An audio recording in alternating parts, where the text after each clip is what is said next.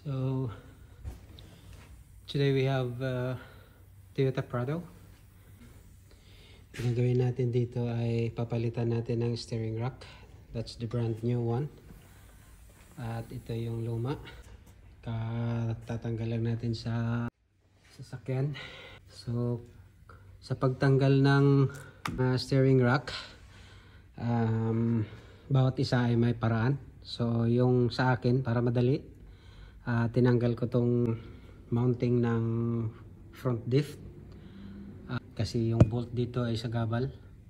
Hindi siya lalabas dito dahil mas mahaba ito, tsaka ito, hindi kasya dun sa butas. So ang gagawin mo ay tanggalin mo yung dalawang bolt, papuntahin mo dun yung steering rack, tapos pabalikin mo dito, but make it sure na nakatanggal yung dalawang mount ng front diff, tapos yung sway bar. So yung pagbalik, ganun din.